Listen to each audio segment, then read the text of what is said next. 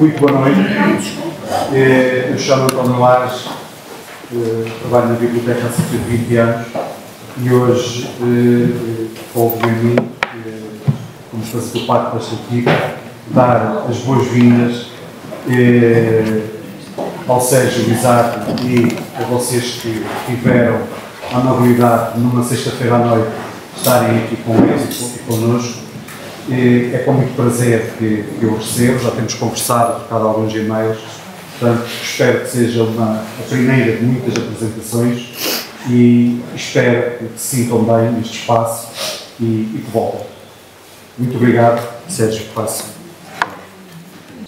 Boa noite a todos, muito obrigado pela vossa presença, obrigado à Biblioteca por me receber e às pessoas que me costumam acompanhar sempre, que fazem o favor de ser meus amigos apesar de tudo, a representá-los um bocadinho melhor. Está aqui uma delas ao meu lado, que é a pessoa que sempre que está disponível eu faço questão de convidar para estar comigo, porque até hoje nunca falou mal de mim e tenho esperança de que seja hoje. Até hoje. Tenho esperança que seja hoje e ficarei muito feliz se falar mal de mim. Tem já uma oportunidade para começar. Eu começo bem. Pois, até hoje, disse bem, até hoje, porque nunca se sabe o que é que vai acontecer. Receio bem não lhe fazer a vontade. Receio bem. A não ser que me dê algum toque por baixo da mesa, uma canelada ou qualquer coisa assim.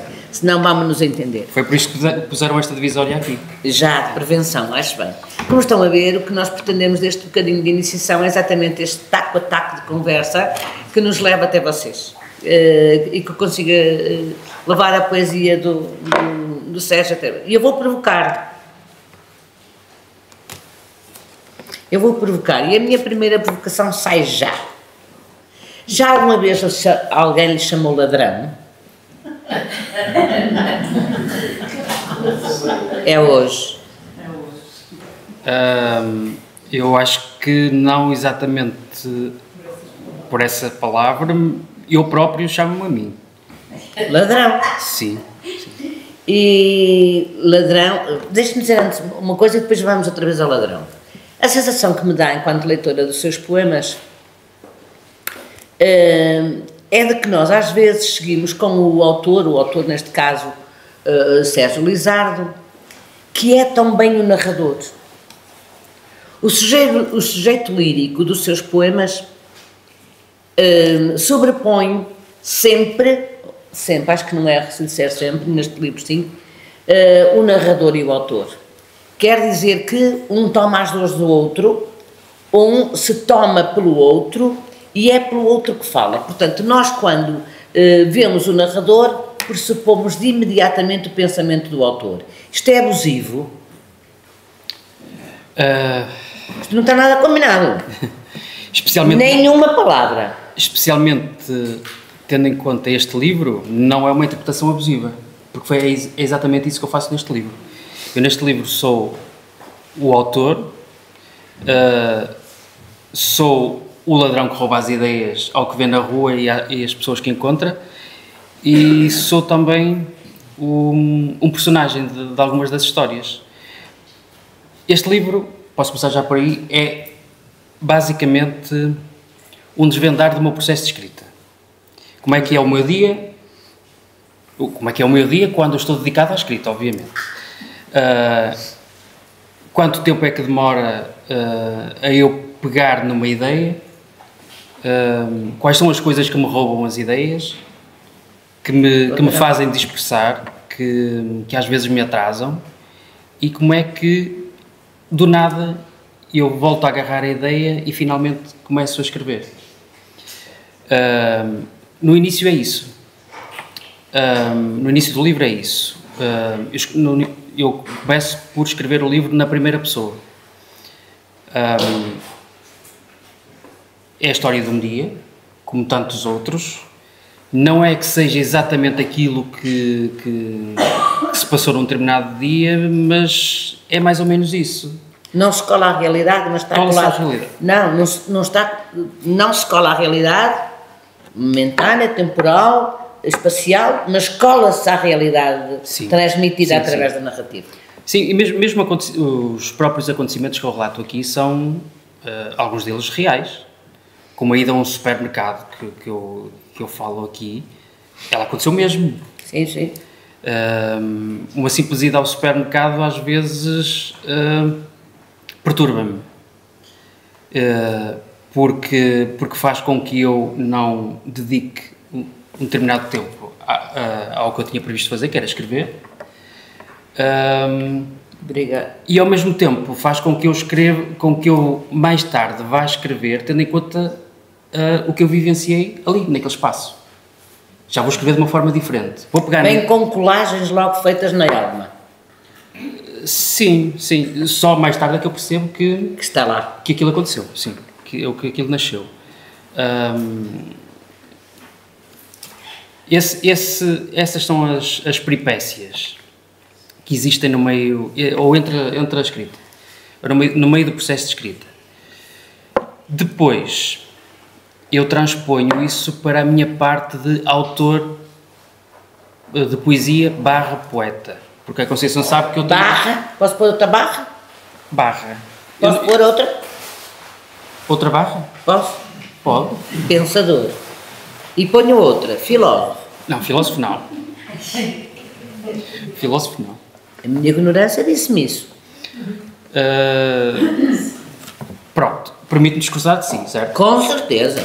É hoje que nos amamos. É hoje. Está visto? Pensador, sim, claro que sim. Claro que sim. Aliás, eu ia partir para a segunda parte do livro, em que eu sou o autor / poeta, sou autor de textos de poesia. Claro. Sou autor de poemas. E os poemas que estão aqui nasceram das imagens que eu tive. De uma simples ida à janela ou à varanda. Eu não sei se do outro lado da rua as pessoas me observam. Mas agora mesmo estou a concluir que vou muitas vezes à varanda. Eu acho que devo ser o maluquinho daquela rua, o maluquinho da varanda. O maluquinho da varanda. Mas o que está a acontecer ali realmente é que eu estou ou a pensar ou a observar as pessoas e a colher alguma matéria para colocar nos livros. Exatamente, ladrão. Eu não faço muita questão de editar este livro onde eu o escrevi, porque tenho receio que as pessoas me peçam alguns direitos de autor. Pois.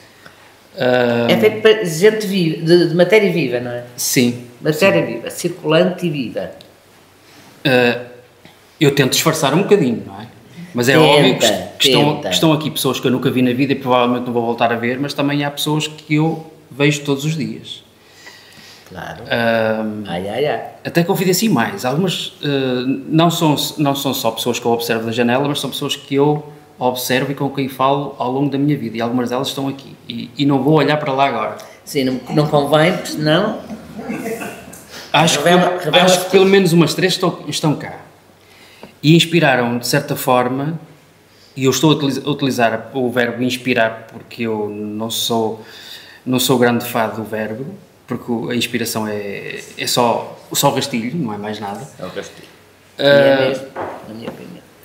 Pronto, mas elas inspiraram-me de alguma forma. Às vezes é só uma frase, ou só um olhar. Um olhar que para mim tem palavras.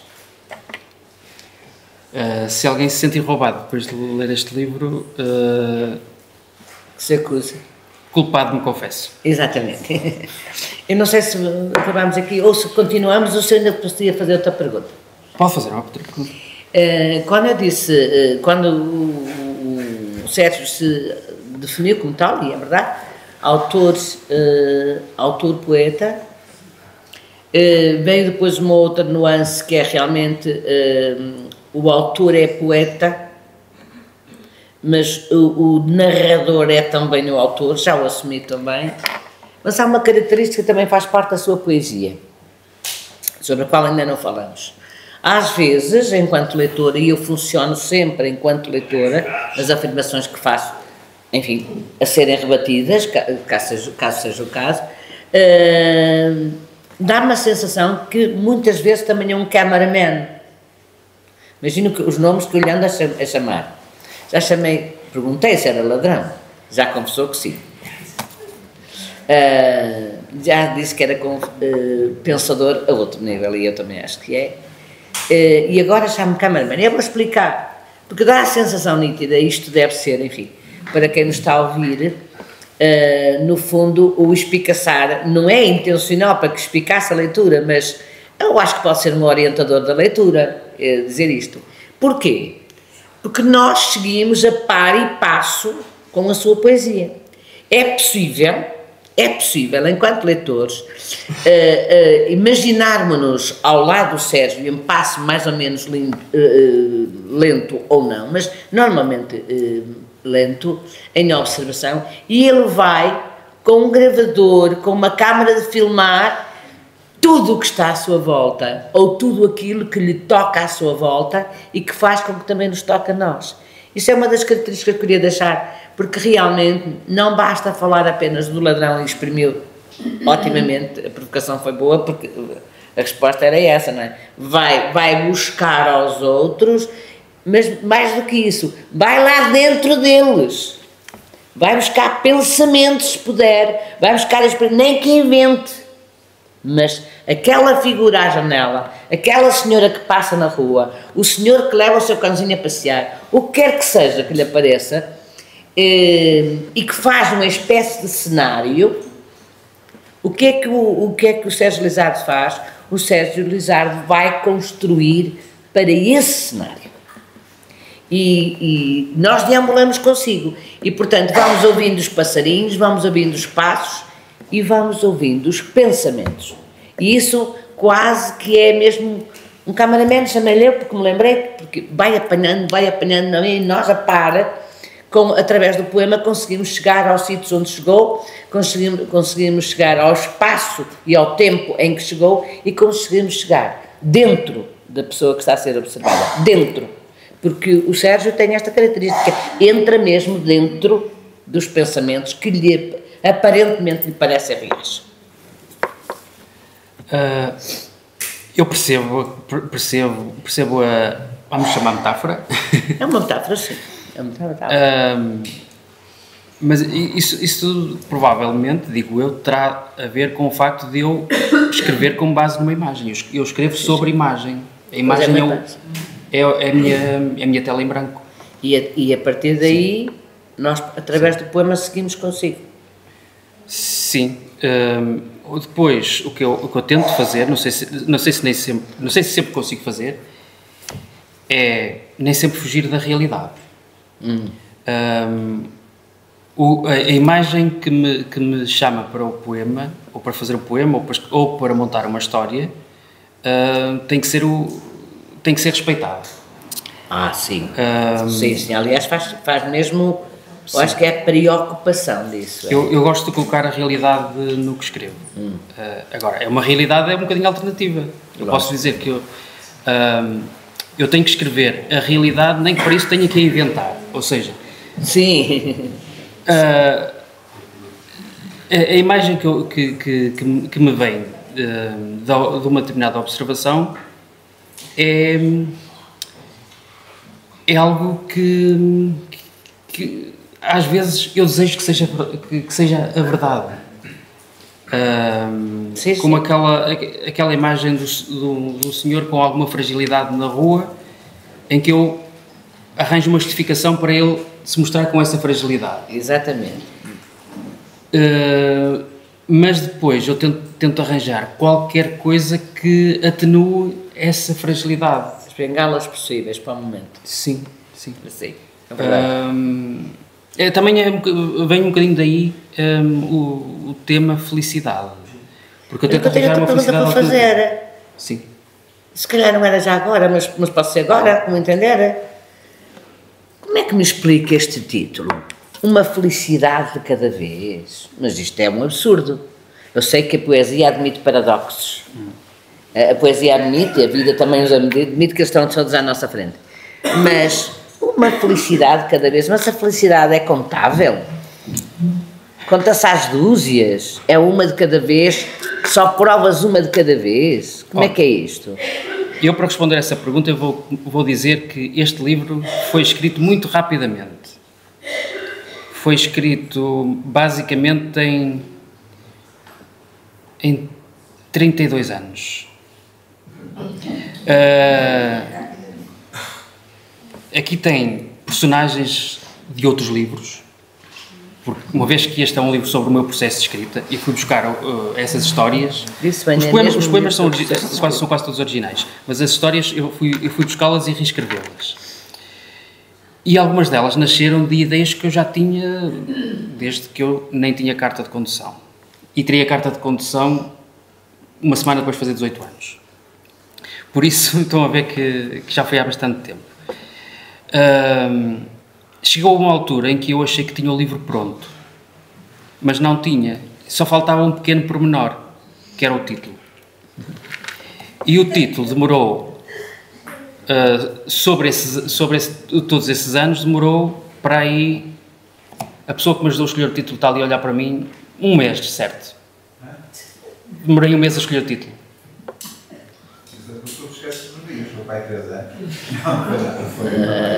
Foi mais ou menos um mês.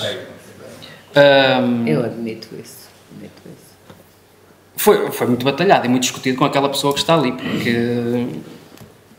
ele demorou algum tempo a concordar comigo. Se calhar ainda não concorda. Mas o que é que eu... Não é que nos traduza, que a poesia não se traduz, sente-se, enfim, pode ter alguns... Nós estamos aqui a fazer uma espécie de conversa que é um átrio, não é? É um hall de entrada para o livro. Mas a verdade é que este título nos espicaça para estarmos no átrio e tentarmos ver o corredor até lá ao fundo. E aqui está uma felicidade de cada vez.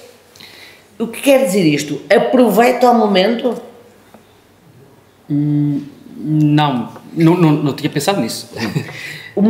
Goza a felicidade, aproveita o momento no sentido de o gozar integralmente, fazendo dele a felicidade que pretendes? É mais no sentido em que esta ideia não tem nada de original. É mais baseado na ideia de que a minha felicidade não é igual para outra pessoa. Cada um tem a sua. E mesmo assim, a felicidade, vamos falar em termos genéricos, a felicidade não é feita de quê? É feita de pequenas coisas. Essa ideia não tem nada de original. Mas eu quis reforçar essa ideia tendo em conta o conteúdo do livro. Porque quem já leu as histórias já viu que eu pego em personagens que têm tudo para ser completamente infelizes. Têm tudo para? Para ser completamente infelizes. Infelizes. Vamos a ver isto, que é muito importante. Estão a dizer. Mas... Têm tudo para serem completamente infelizes. Sim. E depois, o autor, o que é que lhes faz? Tento dar-lhes um presente, como se eu... Tentei armar-me em Deus, pronto, basicamente. Vou confessar. Eu posso dar o exemplo da personagem, que é a Dona Emília, que já foi anteriormente trabalhada por mim, num outro livro. Trata-se de uma pessoa que sofreu de violência doméstica, tem a seu cargo um filho que tem uma deficiência e que só lhe dá problemas. E tem e vive numa rua onde toda a gente a considera, vou utilizar a expressão, uma cusca, uma intrometida, uma malcriada, tirando essa conclusão de uma forma muito leviana, muito superficial. Mas depois, quando vamos a fundo na história dela, nós percebemos que ela é tudo menos isso. Porque ela é a primeira pessoa a ajudar uma vizinha que tem uma determinada dificuldade, é a primeira pessoa a ir ter com o vizinho da frente quando ele tem outra dificuldade, por aí fora. E tudo o que faz e que parece que tem um sentido nada positivo, tem algo por detrás. Ela faz o bem sem revelar às pessoas que o está a fazer. Exatamente. E sem querer ter mérito no bem que faz.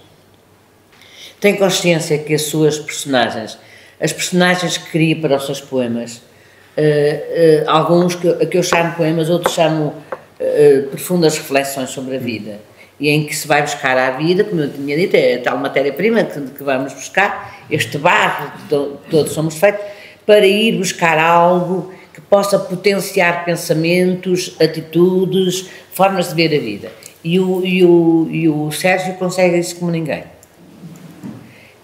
Consegue escavar a personagem, consegue escavá-la inventando ou não, não interessa, é isso que interessa, faz. E depois faz acontecer. E o que eu queria chegar aqui é que depois faz realmente acontecer felicidade. Como nessa personagem que referiu. Tudo à volta se conjuga para que estejamos em lua nova, não é? Sem luminosidade nenhuma, e depois vamos ver, e afinal até ela está em quarto minguante, está a crescer para a lua cheia, ou já está mesmo em lua cheia. E isso é muito importante e não é fácil. Aquilo que parece tão fácil é ato de imaginação, é ato de muita criatividade, mas é ato de um grande pensador. E depois vem o poeta, porque o poeta é o que sabe transformar depois tudo isto, esta mescla toda, esta miscelânea, poder transformar num texto agradável, com o cultivo e o trabalho que dá às palavras. E a minha vénia, Sérgio, é isso. Muito obrigado. Verdade.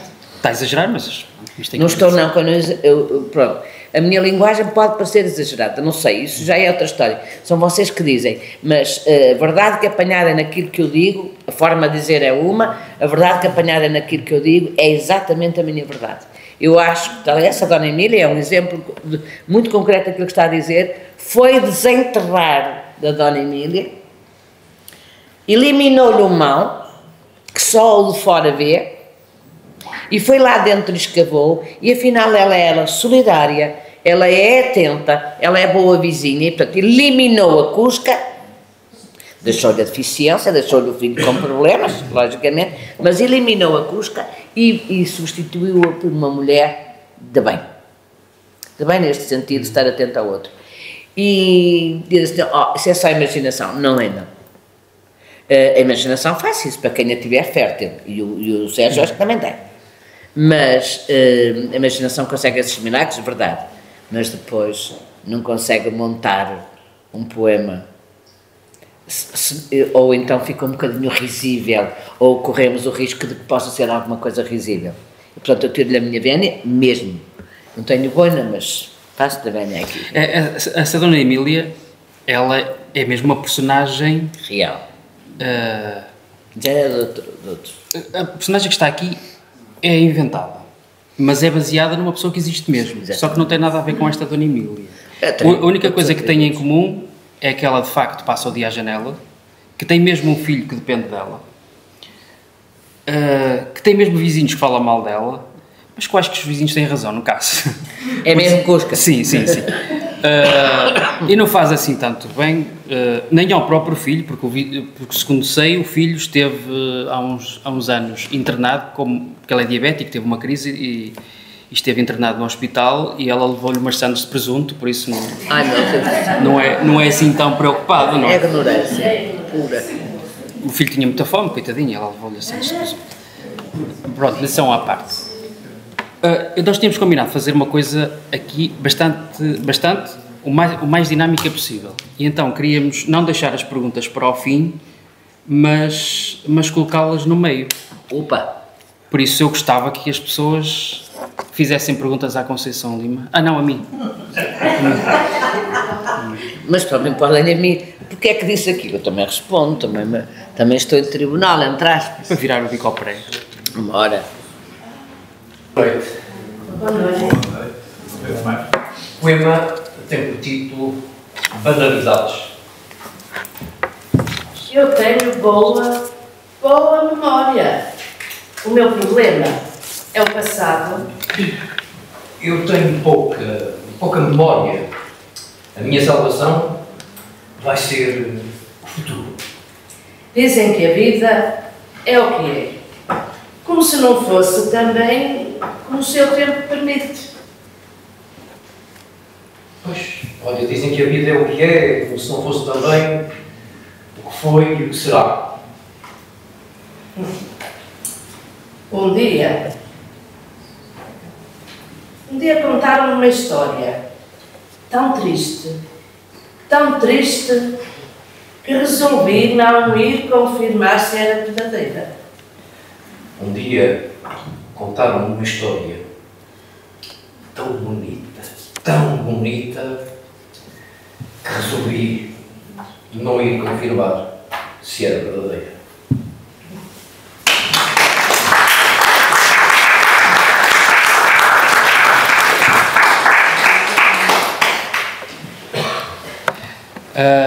Este excerto fala um bocadinho do que é eu inventar histórias para as pessoas que vejo.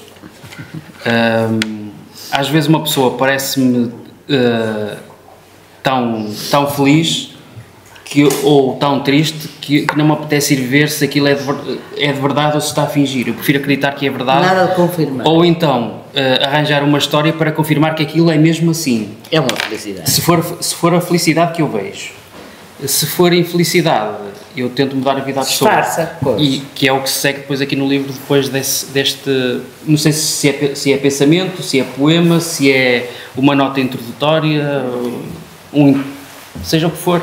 O poema hoje pode estar e está muitas vezes, nós sabemos na vida, sem grandes arabescos de linguagem. Sim. E está muito rente à prosa. Eu acho que a mensagem é poética e as palavras estão elaboradas pelo autor, elaboradas não, mas arranjadas pelo autor, colocadas pelo autor, mas de tal maneira que é como enfeitar uma árvore de Natal. Perguntas? Vamos, público.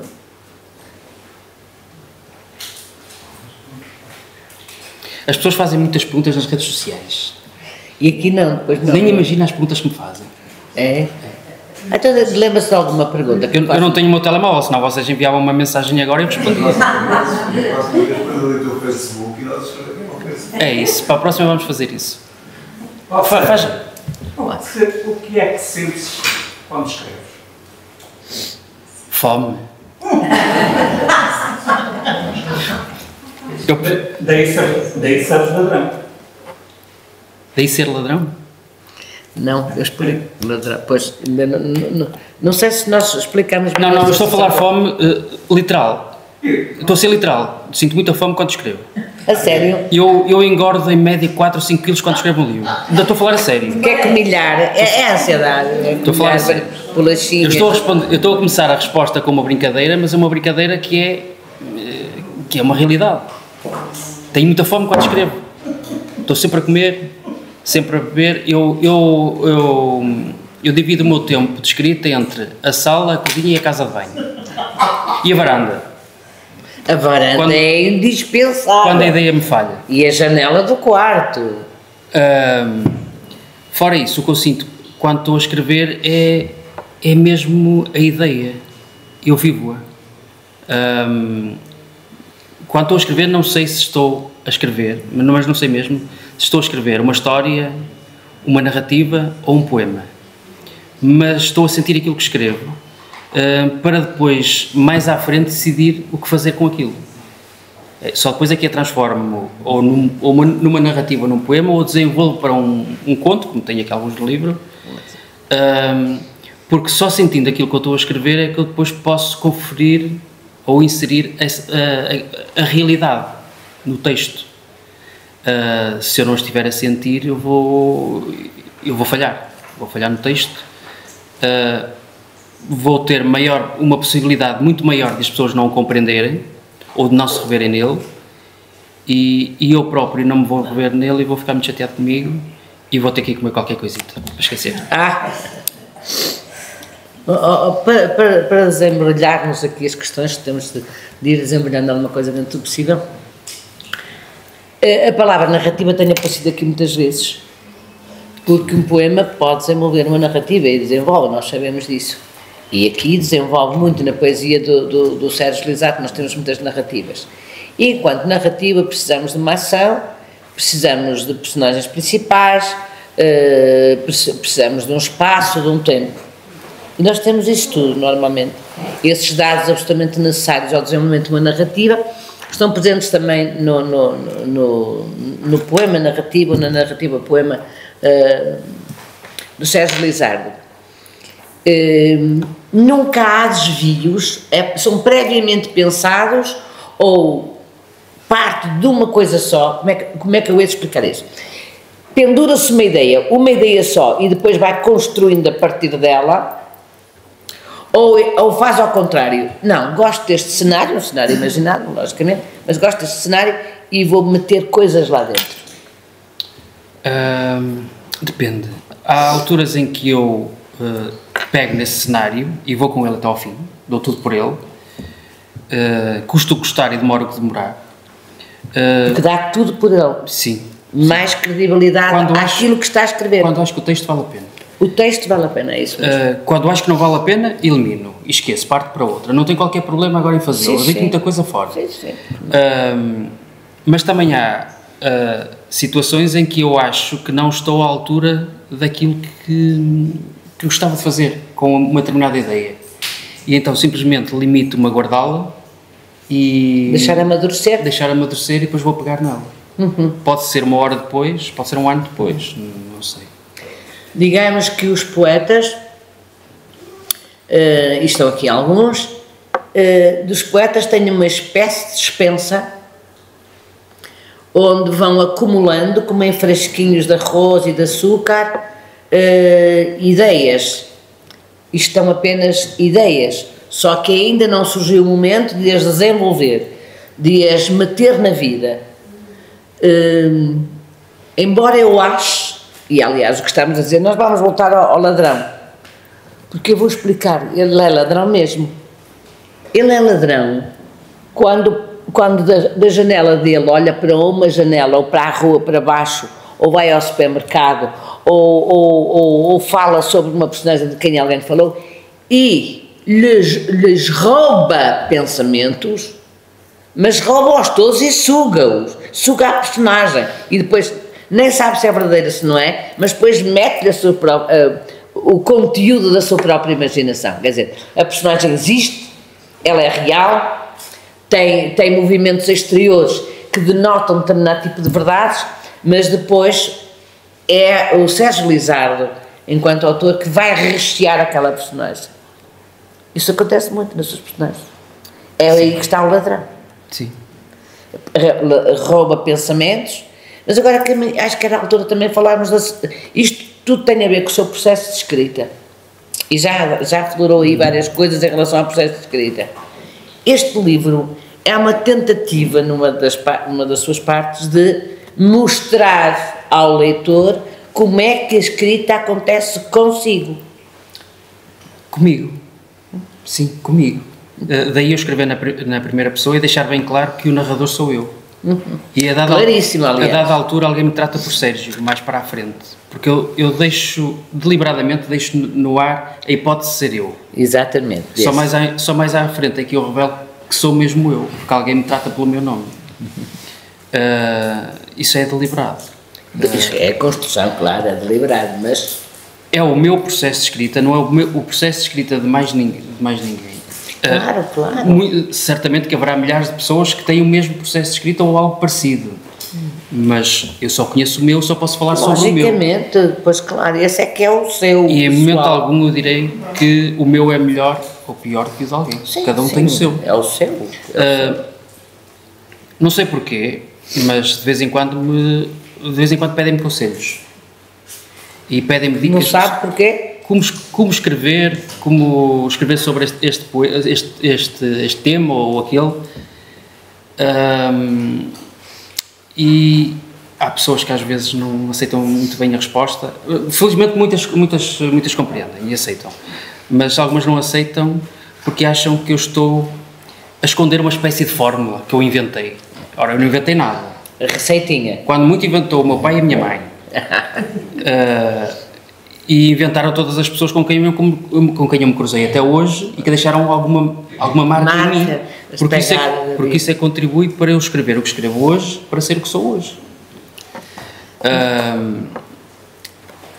eu tenho alguma dificuldade em falar sobre o meu processo de escrita.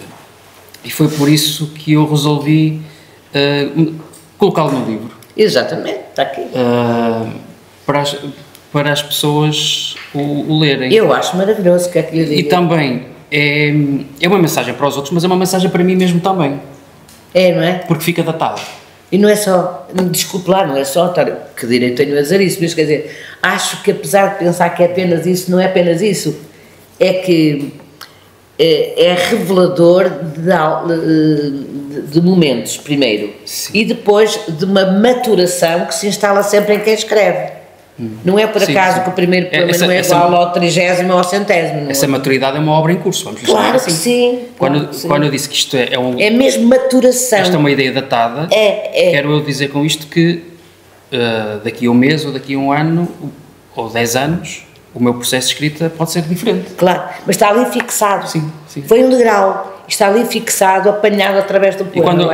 E essas pessoas que me pedem, volto a dizer, sei lá eu porquê, algum conselho, eu aconselho as pessoas, aconselho entre aspas, a pensarem um pouco sobre elas mesmas, sobre a mensagem que querem passar. Eu às vezes não sei a mensagem que quero passar às pessoas. Acredito. E tenho receio de passar a imagem errada. Sei também... Do ponto de vista, errada como?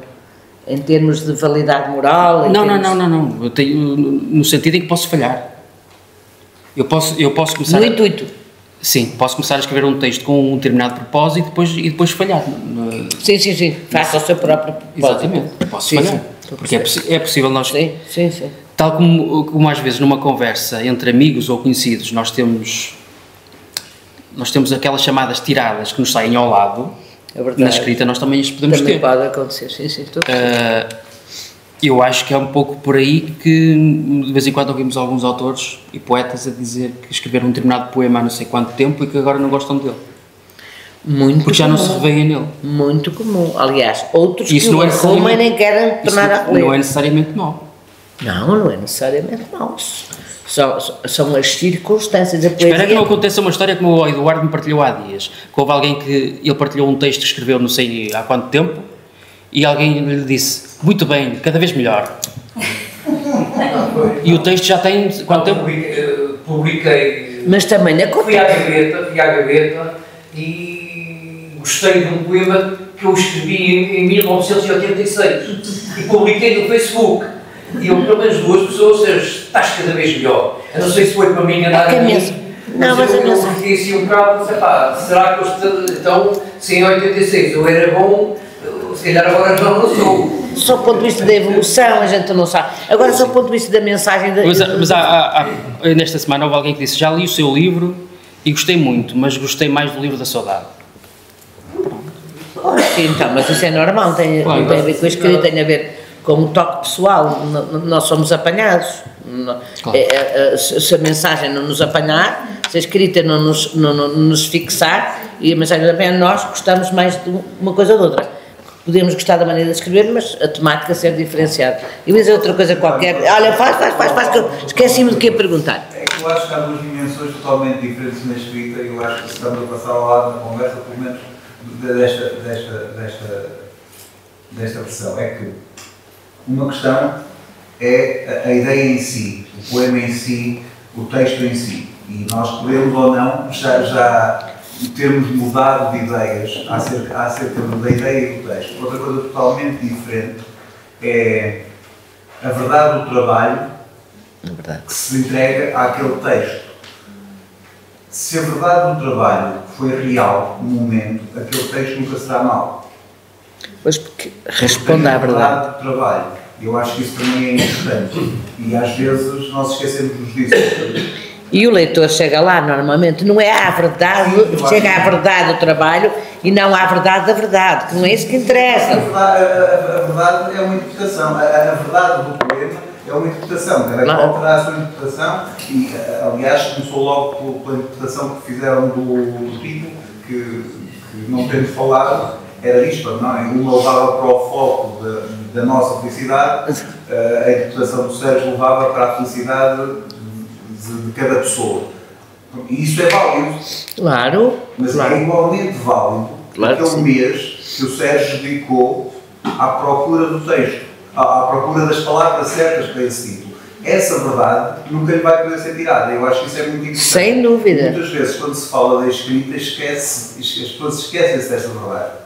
É que é a verdade de todos os dias voltar ao texto, todos os dias procurar o ritmo, todos os dias procurar a cadência, todos os dias. Isso é uma verdade que eu acho que... É a verdade que está ligada à seriedade do trabalho, não é?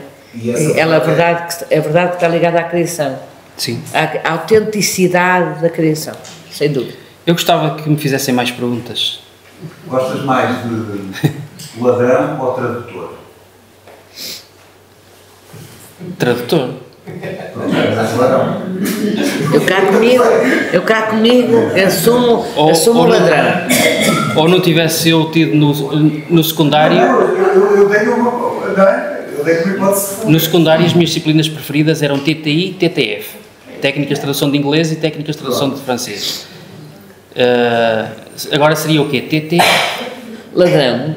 Ou tradutor. Não, foi mesmo por amizade que eu fiz a pergunta, porque eu não queria que ele saísse daqui a pensar que ela ser tradutor é muito mais simpático. Pronto. Eu peço desculpa para o meu ladrão.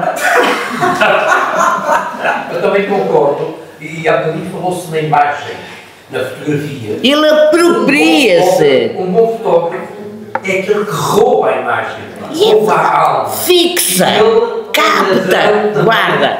Costuma-se dizer na fotografia que uma imagem vale mais que 1000 palavras. Está provado que o Sérgio não precisa de 1000 palavras para nos roubar a alma. É verdade. Em cada poema que escreve. Roubar a alma à personagem. Sim, claro, evidente. Não precisa das 1000 palavras. Não? Isto Cenas. tem cerca de 18.000, quer dizer que eu andei a trabalhar em bancos. Mas não deixa de ser ladrão das imagens. Mas eu digo ladrão neste sentido. Ele vai, como diz o nosso povo, e um termo da minha infância, vai muito caxirinho. Com este ar de bondade. Isto é trabalhado ao espelho. Sim, seja, mas então quer dizer que resulta. Então ele vai pelo caminho, vai olhando as pessoas, vai olhando o mundo. Atenção, não, isto tem que estar uma esponja. Olha, eu vou voltar a usar o verbo, ou a palavra inspirar. Eu inspirei-me, este ar foi inspirado no meu irmão. O meu irmão, quando fazia uma asneira e os meus pais estavam para chegar, e ele treinava ao espelho a chorar. Para os meus pais terem pena dele. Eu uso o mesmo método que ele. Não, mas está bem. Mas pronto, agora mesmo muito a sério. A palavra ladrão é sua, lá no sim, como sabe dentro do livro. Mas independentemente disso, não, sabe muito bem dizer isto. Porque ladrão não é retirar ao outro que lhe faz falta, que é dele. Ladrão é aquele que se apropria, ladrão de pensamentos, é que se vai apropriar nessa caminhada, porque este senhor, estava eu a dizer, é uma esponja, e é neste sentido, ele realmente... Eu não bebo, não interpretem mal. Não é, mas... Até porque Deus tem coisas engraçadas, eu não bebo e tenho gota, e por ter gota não posso beber. Para mim era um sacrifício duplo. Não interpretem mal a questão da esponja, por favor. A esponja, eu vou explicar, que isto dos termos também tem muito que se lhe diga. A esponja é que absorve. Nós quando queremos, não é? Também na cozinha, as mulheres também têm a ver também com a tarefa mais feminina. Mais feminina? Não. A tarefa da cozinha. Mas tarefas da cozinha é a utilização. Vale perguntar à pessoa que está ao fundo quem é que cozinha mais vezes lá em casa. Pois, eu também, na minha casa também existe isto, cozinhamos, utilizamos a esponja de igual maneira. Pronto, mas estava a dizer na esponja no sentido de absorver. O que eu acho, isto é, digamos que o epicentro para mim da poesia do Sérgio.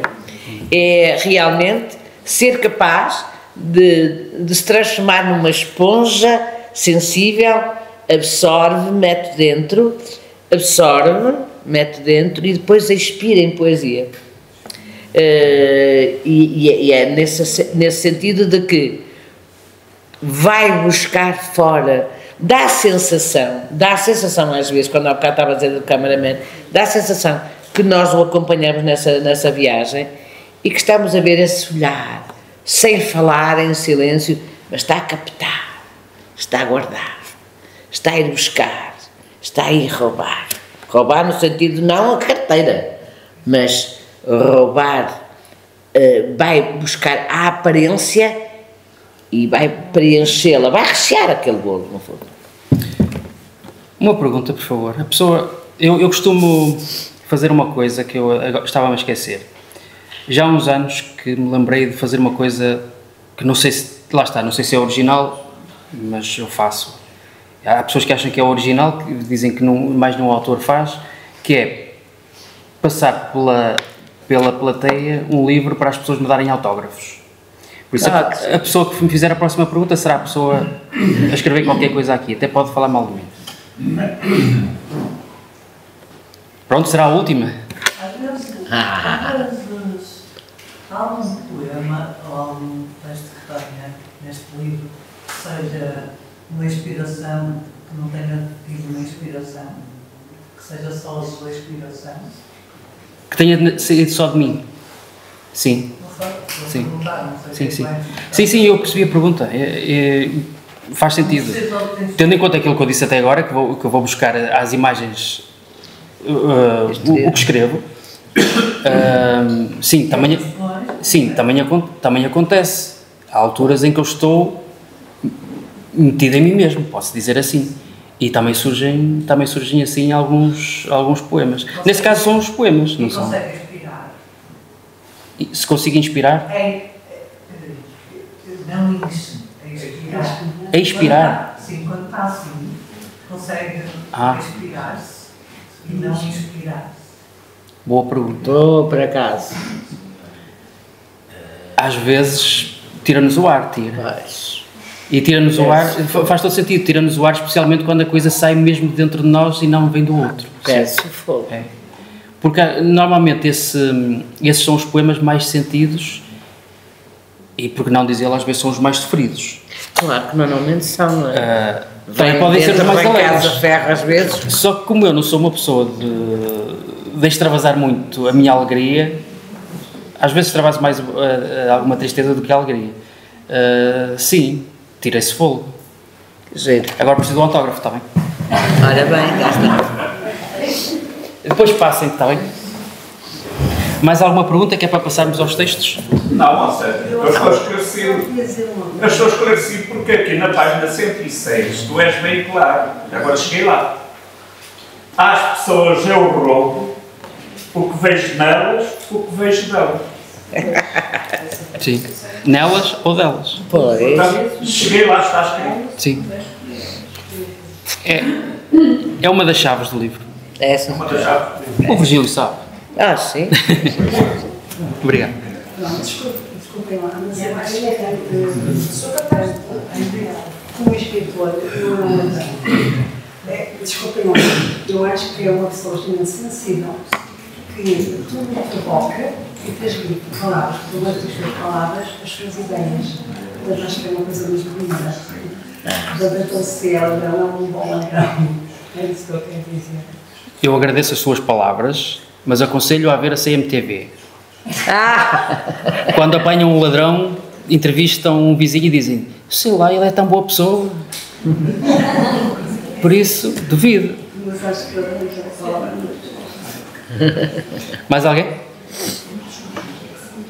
Muito bem, então eu escolhi, entre aspas, eu não escolhi. Eu convidei alguns dos amigos que me têm acompanhado nos últimos anos para melhorar algumas das coisas que eu escrevi. E os textos foram escolhidos em conjunto por nós. Estou a falar da Conceição Lima, da Alzira Santos, da Ana Maria Roseira, do Eduardo Roseira e do Fernando Soares. Para não prolongar muito, se vocês pudessem vir todos ao mesmo tempo e dizer os poemas de uma só vez, eu agradeci. Pela ordem, sim. Está bem. Então começo com um poema do livro Pensamento ou Facto. As pessoas estão a mudar. As pessoas já não são o que eram. As pessoas que foram diferentes das pessoas de agora, também já não foram como as pessoas diante delas. Mas não é grave. Grave é que existam e sempre tenham existido pessoas que passaram a ser diferentes das pessoas que antes foram de um dia para o outro. Gravíssimo é que elas insistam nisso e que persistam. Falo, obviamente, das pessoas que estão a estragar, que se estão a estragar, que estragam o que não precisa de completa mudança. Um dos melhores conselhos que me deram foi: não estragues. Aplicava-se a quaisquer objetos, é claro, mas cabe na vida. Sérgio Lizardo.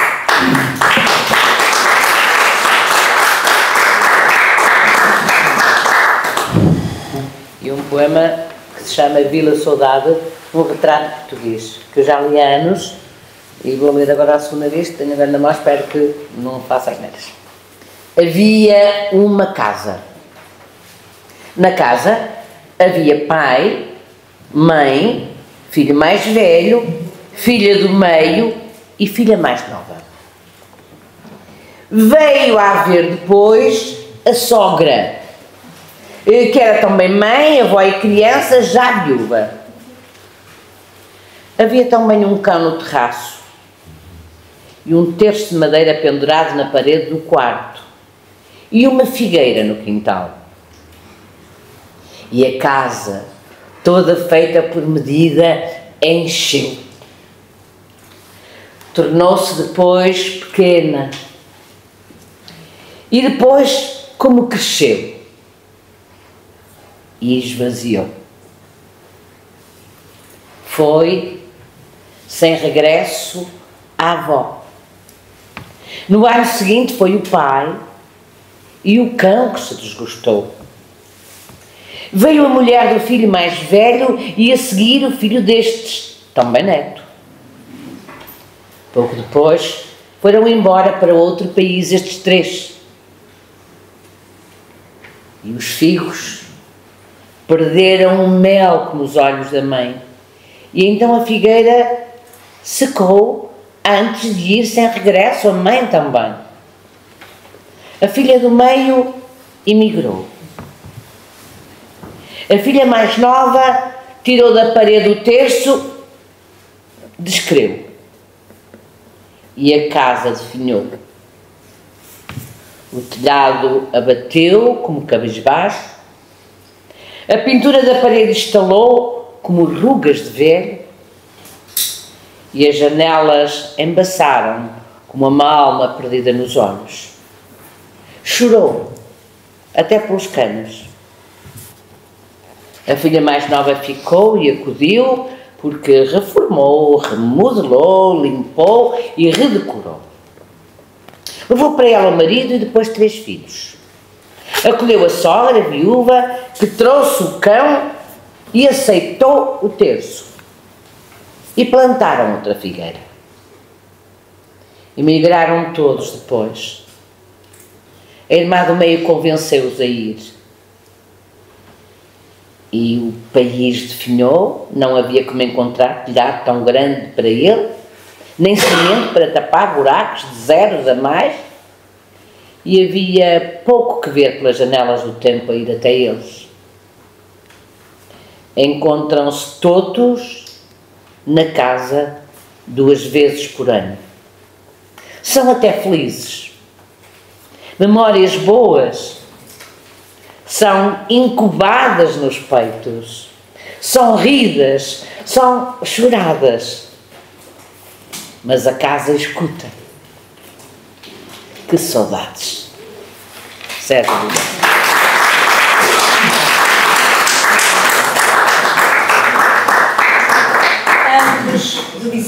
poemas, eu tenho que fazer uma confissão.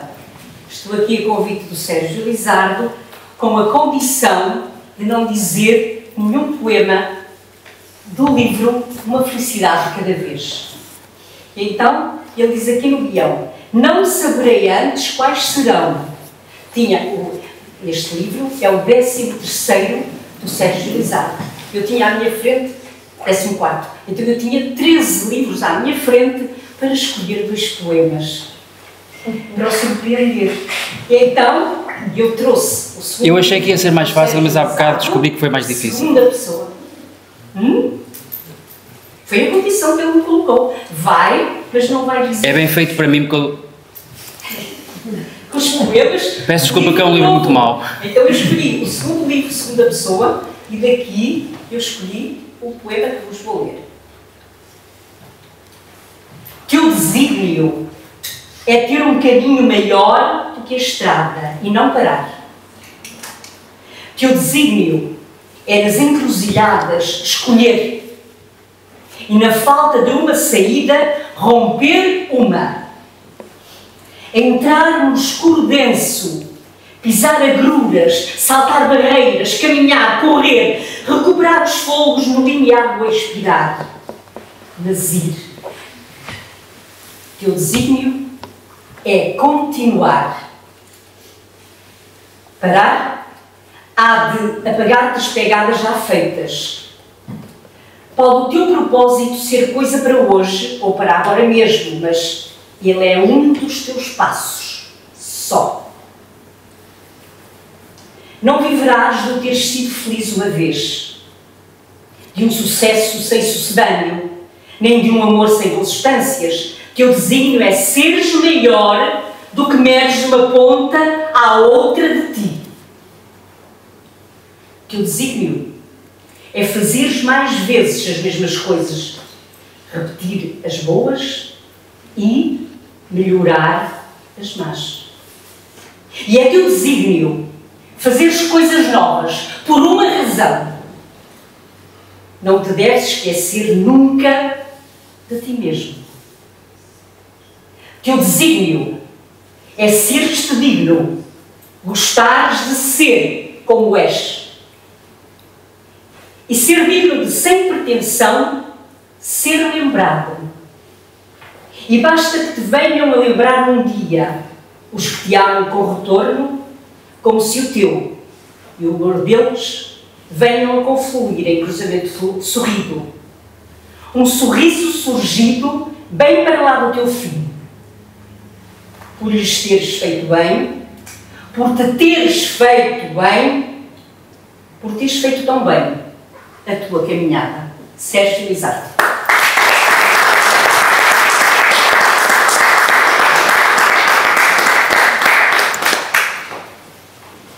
E de um dos outros livros do Sérgio, Poesia com Nomes de Mulher, eu escolhi um que já disse e que me diz muito a mim e que continuo a dizer a toda a gente, acho eu, porque isto me continua a acontecer, infelizmente. Chama-se Coragem. Pintou-se por ele, parou para o ouvir, ou falou o que ele pediu que ela lhe dissesse. Fez-lhe tantas vezes o seu prato preferido. Acompanhou ou ficou em casa, sorriu e não sorriu. Agora sorri. Sorri mais. Sorri como nunca antes sorriu. Sorriu e não sorriu. Acompanhando o humor dele. Acompanhou ou ficou em casa, dependendo do que ele quis para a companhia. Foi sua cozinheira, também costureira e também corpo para a açoiteira. E teve cuidado com qualquer palavra, porque também por algumas que disse, não se sabe se certas se erradas, pintou o rosto para disfarçar hematomas. É agora livre. E ao contrário de outras, ainda vive. Porque um dia o sangue corou-lhe o rosto e ela disse: basta! Sérgio Lizardo.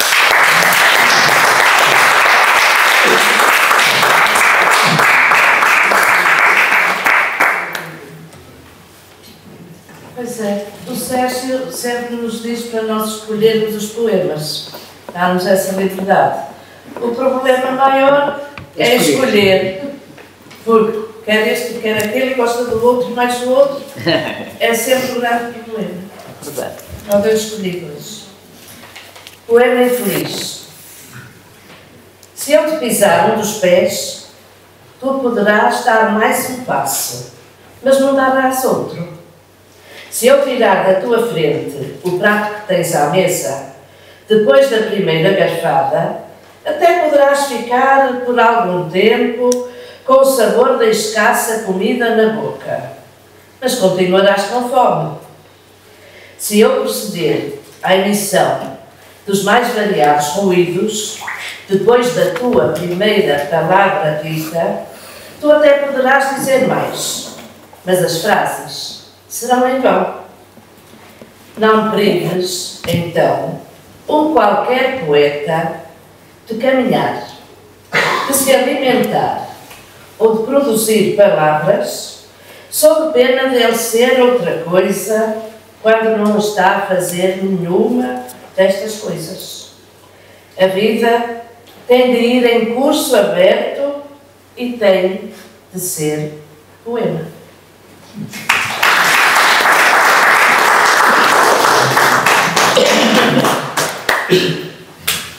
Também deste livro, Casa de uma Pessoa Só.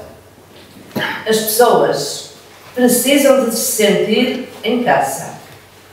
Essa casa pode ser mesmo casa, mas pode também ser colo, ombro, coração ou memória.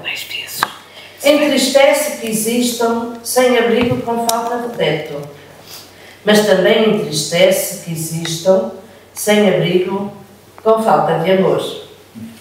Mais importante que telhado construído é o chão que alguém nos dá.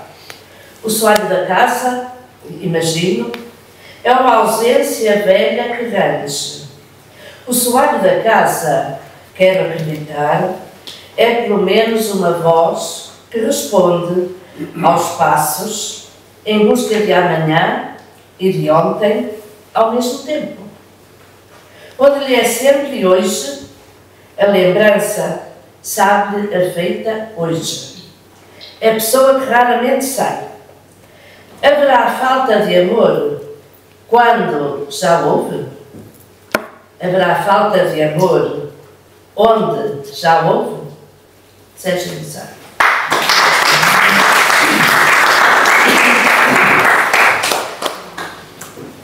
Pensamento de uma pessoa só. A minha felicidade não está sempre em casa. Às vezes levo flores e fico ali a vê-la e depois vou para casa. A minha casa não tem estado sempre feliz. Plantou as plantas a minha mulher, às vezes rega as plantas e a felicidade volta para casa, surgindo com as folhas que se levantam depois de eu lhe dar de beber nos pés. Vejo nelas uma alegria que não vejo nas flores que deixo na floreira de pedra. Em casa, nas coisas dela, está a minha felicidade de despoder que eu a abrace, mas em casa, nas coisas dela, está a minha felicidade. Desmorrer-me em cada sorriso que lembro.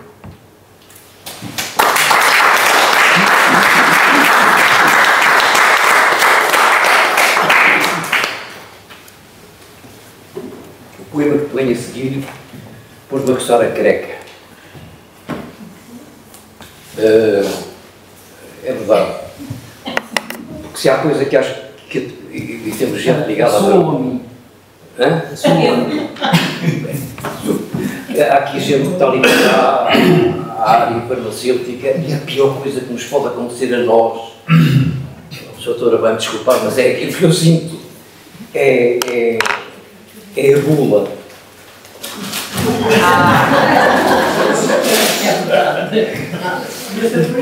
Dos dois lados.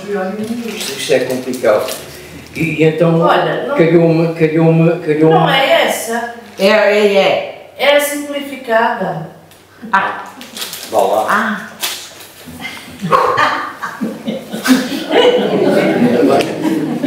Essa coisa do paradoxo. Então tem razão, é bula simplificada do remédio para a alma. Informação para o padecente de alma doente. Leia com atenção e, em caso de permanência de sintomas, consulte o seu terapeuta ou um bom amigo. Sorria, sorria, sorria. Olha, tome o que a vida lhe dá, moderadamente. Evite os senãos que ela sempre traz. Abuse das dádivas que bem o dispõem. Saia, conviva, manifeste-se, entusiasme-se. Mas não se iluda. Encha-se de ar como um balão. Mas não se esqueça do lugar onde deve ter os pés. Respire gulosamente. Fale o que vem do peito. Escute quem fala o que vem do peito. Discirna. Tome cuidado. Não atravessar de tapos, mas ouse. Acredite, mas não espere. Caminhe. Faça o seu caminho se tiver de ser. Tem quase sempre que ser. Não sonhe. Idealize, perspective, almeje e alcance. Viva até nos seus tempos mortos. Faça-se um todo feliz, com pequenos nadas felizes. Não necessariamente por esta ordem, independentemente de ser antes, durante ou após as refeições, acompanhado de um copo e companhia, se quiser, ou sozinho, com ou sem livro, com ou sem música, com ou sem mar ou outras paisagens. Repita tudo isso diariamente, até que se vicie e não tenha mais volta. Torne-se dependente disso. Sorria, sorria, sorria e, se corar, de tanto se rir, não tema, não consulte ninguém, apenas exiba com garbo. Não será alegria, aliás, não será alergia, será alegria.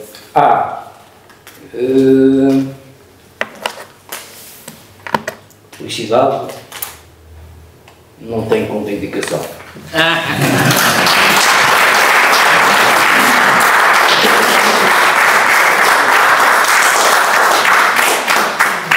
Dois poemas do livro de hoje que ligam muito bem com o humor. Não, mas é que eu preciso de duas aulas. Obrigado. Sabes que eu tenho 90 anos, eu preciso de poema para uma pessoa normal. Pelo corpo, tu não chegas mais alto do que as tuas mãos alcançam, nem mais longe do que aonde as tuas pernas te levam. Pela voz, tu só vais até onde te podem ouvir. Pelas meras intenções, nem te levam a sério. Por algumas ações, ficarás em memórias curtas. O mais certo é que se esqueçam do que fizeste um dia, que te desiludas, enrouqueças, te canses e baixes os braços porque tu és uma pessoa normal. Para as pessoas normais, fizeram destas coisas de sobe e desce.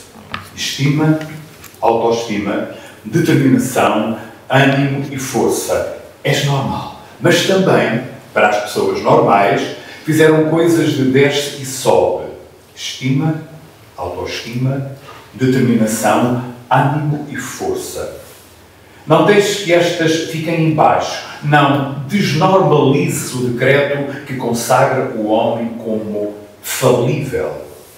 Se assim não fosse, serias endeusado também tu, e perfeito tu não saberias nunca ao que sabem as conquistas, os avanços, as descobertas e o que significa dar a volta. Não desnormalizes o decreto que consagra o homem como em superação. Tu, normal, foste feito para não acertares sempre, para errares e poderes aprender, e aprendendo para chegares, então sim, mais alto e mais longe, com a tua normalidade. E se te perguntarem se és feliz? O que respondes? Se és feliz, podes dizer que eras inventor. A primeira coisa que inventaste foi felicidade. Quando inventaste a felicidade, inventaste também a ideia de que ela é para ser oferecida e inventaste embrulhos para ela. Ofereceste à mãe, ao pai, aos avós, às tias e aos tios e ainda a umas quantas pessoas que gostavam da mãe, do pai, dos avós, das tias e dos tios e de crianças pequeninas. Mal nasceste, tornaste-te inventor. Foi como tudo começou. Inventaste depois os fins dos choros, os acordares e os risos. Mais tarde, inventaste impulsos e imitações, inventaste os primeiros passos e as primeiras palavras. Tudo que entregava sorrisos com coisa dentro. Felicidade. Depois, inventaste felicidade para ti mesmo. Quando inventaste a felicidade para ti mesmo, inventaste também a ideia de que ela é mais para ser recebida de alguém e inventaste então forma de a desembrulhar. Sim, inventaste o desprender das conversas, a atenção do olhar e o beijo e o abraço merecidos. Recebeste-os da mãe, do pai, das avós, das tias e dos tios e ainda de umas quantas pessoas que gostavam da mãe, do pai, dos avós, das tias e dos tios e de crianças ainda pequenas. Conforme foste crescendo, foste inventando todo o tipo de coisas. Coisas só inventadas. Inventaste a companhia, a presença e a lembrança. Inventaste a gratidão, o respeito e o cuidado. Levaste-os como oferta às pessoas de sempre. Levando-as às pessoas de sempre, foste visto e apreciado quase sempre que as levaste. Aproveitando as vezes em que foste apreciado, inventaste uma matemática que te permitiu somar mais amizade e amor, que é como quem diz, somar mais pessoas às pessoas de sempre. Tiveste de inventar também, por meio, uma nova matemática, uma que só serve para subtrair. Por esse facto, inventaste para ti mesmo a compreensão de velhas frases. É assim a vida. Não se agrada a todos. Umas vezes se perde, outras se ganha. Haja saúde. Só importa quem está. Quem não está, que estivesse. Só deixa vazio e pena quem acrescentou. Foi para ser passado. Deixou a felicidade em troca da que recebeu. A vida um sopro. Inventaste para consumo próprio a ideia de que há pessoas que nunca foram felizes por uma questão de mais olhos que barriga, uma questão de galinha da vizinha ou uma questão de desconhecimento do que vai dentro do convento. Inventaste ao longo da vida um modo teu. Com o teu modo, foste sendo e fazendo. Com o teu modo, nem sempre foste e nem sempre fizeste. Com o teu modo, recebendo ajuda de quem te amou do seu modo, voltaste a ir sendo e a ir fazendo. Foi assim que inventaste, umas vezes sem querer e outras vezes querendo muito, uma sinonímia. Felicidade são felicidades. E agora, se te perguntarem se és feliz, faz-te bem o que inventaste. Gostas de ser inventor? Inventa ainda, inventa sempre novos brilhos para os teus modos de ser e deixa que os outros vejam quantas ideias felizes tens para te continuares. Deixa que, pelo menos, a alguns dos outros lhes pareça um convite. se gostas do que vais sendo e feliz não és. É clara a resposta.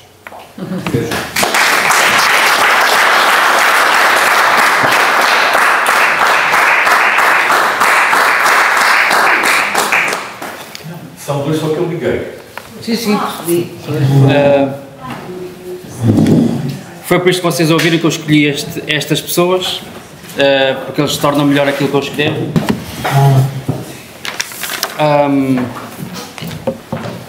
Normalmente eu dou liberdade a estes meus amigos para escolherem os poemas à vontade. Eles raramente se atropelam uns aos outros. Houve um ligeiro atropelo só, o sacrificado foi o Eduardo. Obrigado. foi o que não teve realmente aquilo que escolheu. Agradeço a todos vocês por estarem aqui, à Conceição Lima por mais uma vez espicaçá-lo. Mais uma vez, pronto, por me espicaçar, porque é disso que eu sinto necessidade neste momento. Para falar um bocadinho mais, ali a Ana Maria já não se atreve a chamar poeta mudo, acho eu, e isso deve-se a vocês. Muito obrigado, poeta tagarela. Mas é poeta tagarela, pois. Eu agradeço-vos também, porque também é convosco que eu vou aprendendo a escrever um bocadinho melhor. O agradecimento é igual para todos, mas não me levam a mal se eu der uma palavra à Alzira, porque eu ao dar liberdade para ela escolher à vontade os poemas, ao contrário do que eu estava à espera, dei-lhe ainda mais trabalho. Peço-lhe desculpa por isso. Mas não, só quero saber se eu surpreendi. É aí que eu vou chegar. Sabe que eu às vezes acerto no meu raciocínio. Começou por escolher um poema de um livro que eu costumo dizer que não gosto nada. Às vezes até digo que odeio. É este. Exatamente. Só que, como é seu costume, deu uma vida diferente a esse poema e eu gostei e fiquei com vontade de ir ler esse livro, coisa que não tinha. Eu tinha até hoje tinha vontade de o queimar. Não. Agora não tenho vontade de o ir ler para ver se dá para fazer uma imagem. Poema. Não, que está, eu sei que está. Vou ver se dá para dar uma volta a esse livro. Depois escolheu um poema que tem uma história por detrás. Tem a ver com a violência doméstica, acho que as pessoas entenderam. Sim. Isso foi baseado... Normalmente as pessoas desabafam comigo, já há uns anos, já nessa altura as pessoas desabafavam comigo. E essa pessoa... esse poema já foi lido uma vez numa apresentação pela Luz dos Anjos. E eu também já li, porque a minha memória foi lembrou-me estes dias que eu disse na Casa Bárbara este poema em 2015. Para ser rápido, temos que fechar. Essa história é a história de uma senhora que mais tarde estava eu no barbeiro a cortar o cabelo e peguei no jornal para ler e estava lá a fotografia dela, ela tinha sido assassinada pelo marido. Tive muita pena de não a poder ajudar. Esta é uma história verdadeira. Mas vê como captou. Não se libertou como diz no poema. Sim. Há uns tempos eu fui reler as mensagens que ela me deixou e pronto, escuso dizer qual foi a minha reação. O outro agradecimento é para o Fernando Couto Ribeiro, porque me ajudou a ser mais coerente neste livro, por me ter ajudado a escolher o título, por ter feito a capa que está a ser muito elogiada. Não sei se é pelos pássaros. Não, mas é muito giro. Não, é pelas nuvens. E por último, há a pessoa que teve muita paciência comigo enquanto eu escrevi este livro, porque foi escrito num período muito conturbado da minha vida, em que eu acordava bem e de um momento para o outro já não estava nada bem, e refiro-me a alguns problemas de saúde, nada de grave, e ela teve uma paciência enorme comigo, e eu quero que eu não fiz isto em Lisboa porque estávamos no meio de gente que ela não conhecia de lado nenhum, mas aqui como tenho amigos, ela já me vai perdoar. Eu quero um aplauso para a Fernanda e acabamos com isto.